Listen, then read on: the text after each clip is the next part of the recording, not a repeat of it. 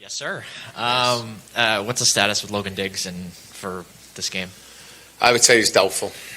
He's doubtful. Yeah.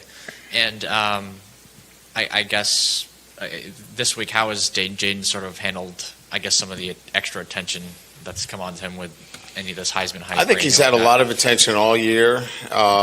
We've had a Amazon crew in here most of the year doing a documentary, and so we've had cameras around most of the year. So he's used to the distractions. He does a great job of keeping them at bay, and so I think he's done a great job really all year in terms of making the important things important, and preparing himself. As I mentioned, he's in here early in the morning, gets his work done, and then when he gets to practice, he's locked in. He's been really professional. Speaking of Jaden, how does he separate from Michael Penix and Bo Nix in the Heisman race? Well, I mean, I think you first of all look at what his versatility is. Certainly nobody runs the way he can. His ability to throw the ball down the field, big plays. I think nobody is close to him in terms of 20-plus yards or more in terms of big plays. He's a guy that takes the energy out of the opposition in the way he plays at that quarterback position. He changes the momentum in the game. If there's momentum against you, he brings it right back to you with striking for big plays, and that's the mark of a game changer. So all those guys are great players. They really are, and they're having terrific seasons. But nobody single-handedly has been as electric and has been the kind of game changer that he has been. Malik is within spitting distance, I guess, of the all-time receiving yards record here for the program. Just what do you think that would mean for you guys as a program that you're trying to build here if he was able to kind of set that in the next couple weeks? Well, I think all those records are certainly pieces that go to building the consistency that you're looking for in your program, and certainly what we're looking for is at LSU a prolific offense, one that can be a standard in which we can recruit to.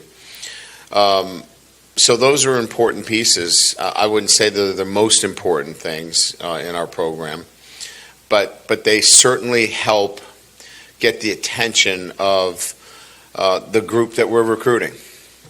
So, I think we've made a dent in the I'd say the country relative to the kind of offense that we're running, and the recruiting has followed. So I think we've made an important inroad in these last couple of years in terms of what we're doing. Hey, Coach, up in the second row. Yeah. With it being late in the season, I'm just curious maybe about some of the unheralded guys we haven't talked or heard about much this year that have surprised you with how much they've improved from the start of the season to now. Yeah, I mean, I think I could probably, start with Jaden Daniels. I think we get kind of lost in just his rise and his development as a quarterback. I don't know that anybody had him pegged for a Heisman, a leading Heisman Trophy candidate. I think his has been outstanding. Brian Thomas has been another one that I could point to. I think Garrett Dellinger's had a great year on the offensive line. I would say from a defensive line standpoint, Jacobian Guillory is really, progressed from a defensive standpoint. I think Greg Penn has been really solid for us from a defensive standpoint, and we've seen improvement from week to week. I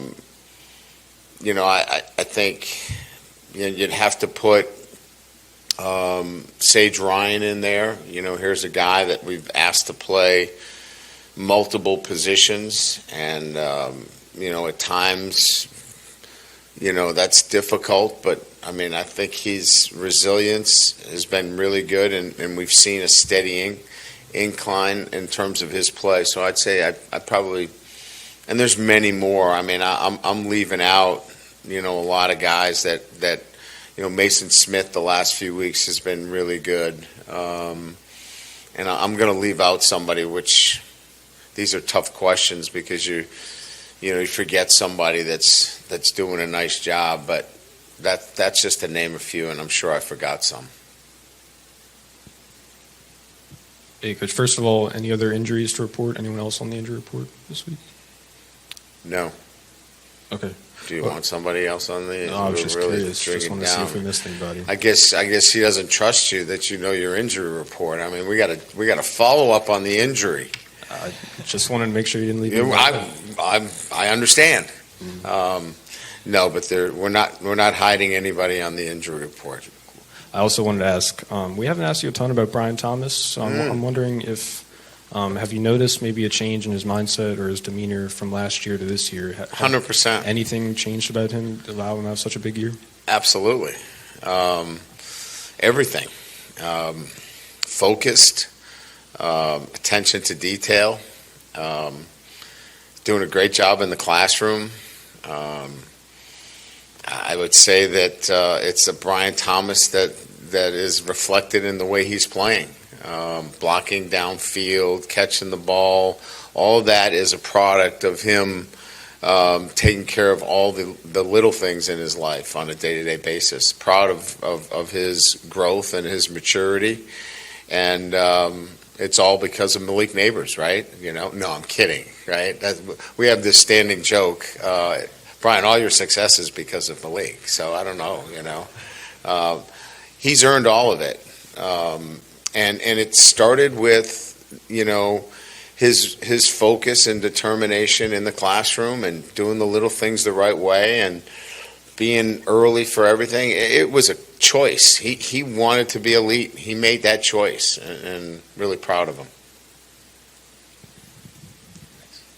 So, anything's possible, but the 14 playoff is looking unlikely at this point. But say you're in this same situation right now next year when it's a 12-team playoff, and you kind of still have an opportunity to crack the field. Are you looking forward to being in that kind of a situation? Should you be in that situation next year, or are you more of a fan of the 14? Yeah, we expect to be there.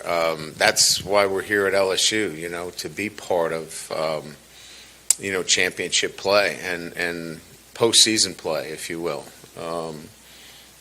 I'm a fan of 12 teams. I always have been.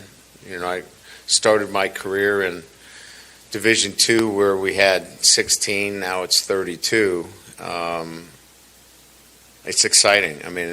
Whether you're on campus or you're hosting or you're not, I just think it's going to be great for college football. And who knows? Right now, if we're in this position, I think we're 15th.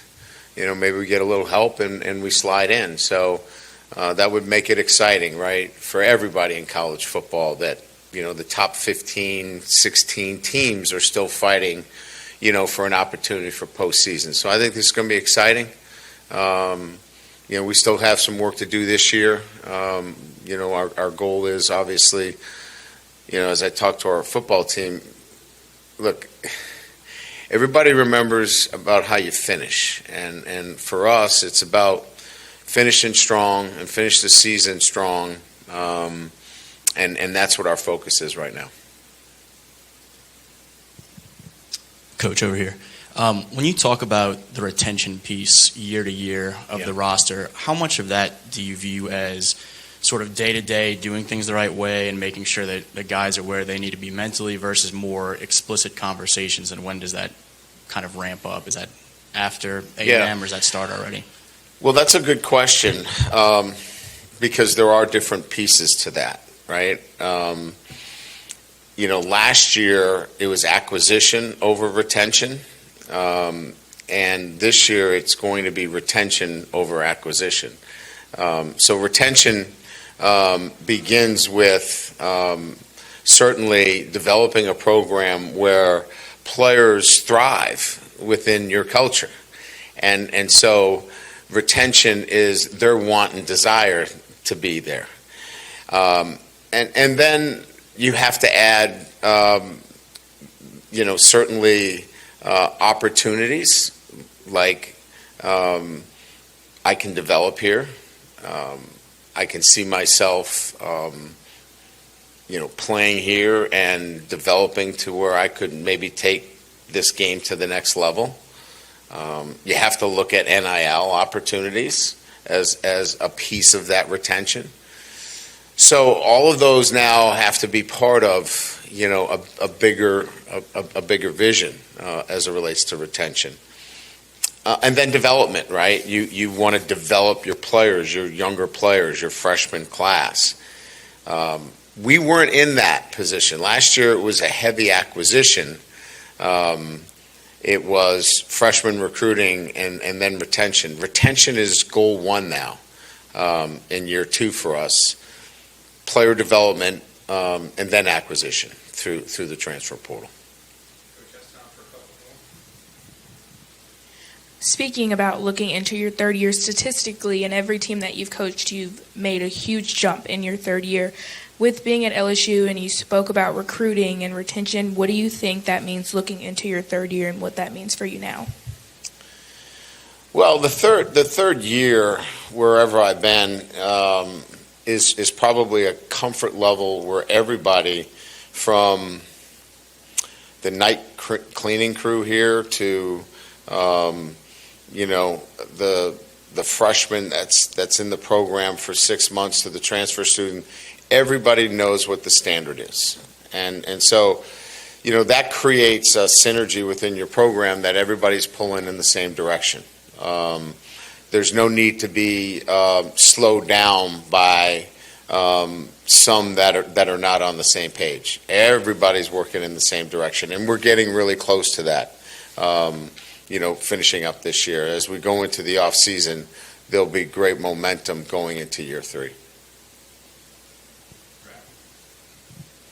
A lot of bowl projections. Have you LSU maybe playing Notre Dame in a bowl game? You have any thoughts on that, one way or another?